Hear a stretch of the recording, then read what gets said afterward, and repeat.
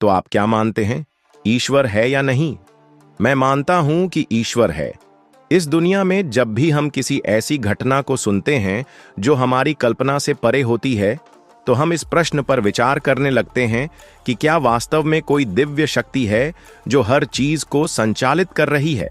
कुंभ मेले के दौरान एक घटना घटी जिसने न केवल लोगों का ध्यान खींचा बल्कि सोशल मीडिया पर भी टहलका मचा दिया। एक रिपोर्टर कुंभ में एक साधु से बात कर रहा था। बातचीत के दौरान उसे यह एहसास हुआ कि यह साधु कोई सामान्य व्यक्ति नहीं है। उसने साधु से पूछा, आपकी बातों से लगता है कि आप बहुत पढ़े लिखे हैं। आपने कहां से पढ़ाई की है? साधु ने बड़े शांत स्वर में जवाब दिया, आईआईटी बॉम्बे से एरोस्पेस इंजीनियरिंग की है। यह सुनकर रिपोर्टर हैरान रह गया। उसने फिर पूछा, आप तो बहुत अच्छे से बात कर रहे हैं। यह विश्वास करना कठिन है कि आप एक साधु हैं। साधु ने कहा, हां, मैंने आईआईटी बॉम्बे से एरोस्पेस इंजीनियरिंग की है। इस उत्तर ने वहां खड़े हर व्यक्ति को चौंका दिया।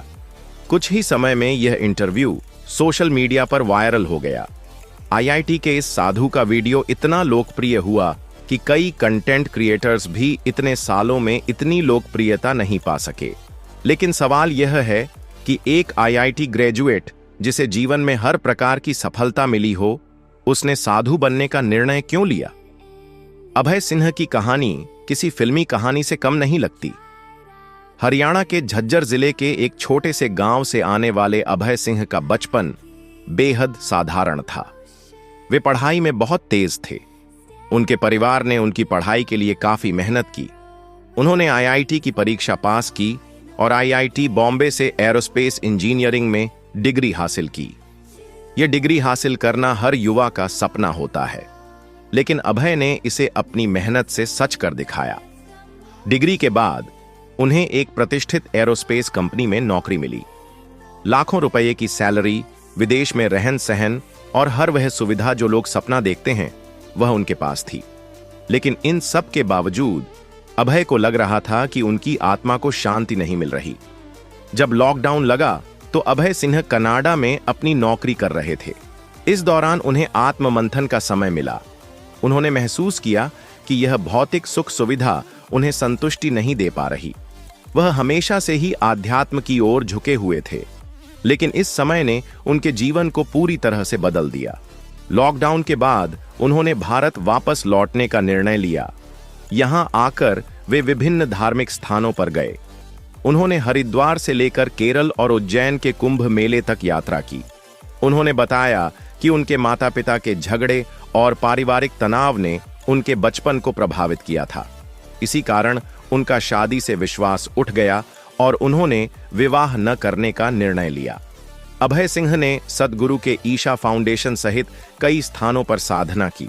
वे वहां कई महीनों तक रहे और आध्यात्मिक ज्ञान प्राप्त किया। शिव की भक्ति में लीन होकर उन्होंने महसूस किया कि जीवन का वास्तविक सत्य क्या है।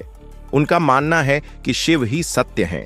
सनातन परंपरा में शिव को परम ब्रह्म माना गया है। शिव शाश्वत हैं, अनंत हैं और इस संसार का आधार है। यह संसार नश्वर है, लेकिन शिव का अस्तित्व अनंत काल तक है। योग शास्त्र में कहा गया है कि कुंडलिनी जागरण का आधार शिव ही है। शिव की साधना से आत्मा को परम सत्य से जोड़ा जा सकता है।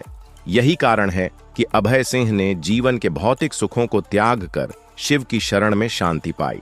अभय सिंह कहते हैं, शिव केवल एक देवता नहीं है, बल्कि वे इस सृष्टि की ऊर्जा हैं। वे अनंत और शाश्वत हैं। यह संसार तो नश्वर है, लेकिन शिव का सत्य कभी नहीं बदलता। उनकी यह बातें कई लोगों को जटिल लगती हैं, क्योंकि अधिकतर लोग इन गहराइयों को समझने की कोशिश नहीं करते। लेकिन उन्होंने अपने हर इंटरव्यू में इस बात पर जोर दिया है कि शिव की भक्ति ने उन्हें शांति दी है। अभय सिंह की कहानी हमें यह सिखाती है कि भौतिक सुख सुविधाएं हमें असली संतुष्टि नहीं दे सकती। जब तक हम अपने अंदर की शांति को नहीं समझते, तब तक हमारा जीवन अधूरा रहता है। शिव की भक्ति के माध्यम से उन्होंने यह सीखा कि वास्तविक आनंद और सत्य क्या है।